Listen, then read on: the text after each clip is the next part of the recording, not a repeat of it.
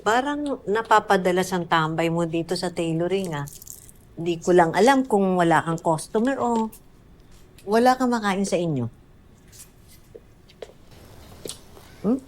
Papalipalipas lang din po ng oras, manang. Para medyo malibang-libang.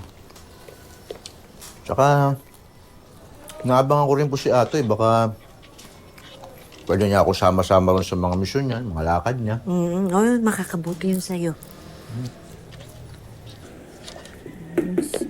Hello po. Ay, tuloy.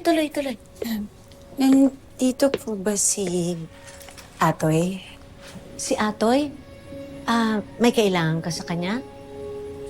Tinatawagan ko kasi siya pero hindi po siya sumasagot. Binababaan niya ako ng phone. I just want to make sure that he's okay. Tamang hinala ka lang. Medyo busy si Atoy eh. Busy.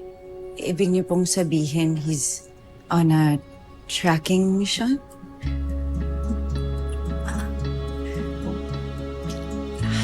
Akala ko kasi kung ano nangyari sa kanya eh. Hi.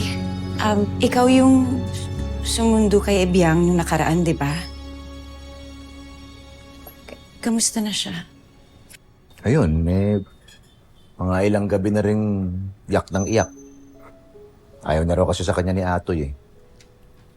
Pagkwentuhan nga namin ni Ibiang yan, hindi ako makapaniwala. Kasi alam ko naman na mahal na mahal siya ni Atoy. Pero sabi ni Ame, baka daw may nag-udyok lang kay Atoy kaya nagbago yung desisyon niya. Kung hindi mo kayang i-let go si Ibiang, hindi kita pipilitin. Pero hindi tayo pwede magsama kung hindi mo kayang piliin ang anak natin. Siya naman po kung pilitin niyo. Hindi niyo na po ba ako ampunin? Nandito ba siya ngayon? Pwede ko ba siyang makita?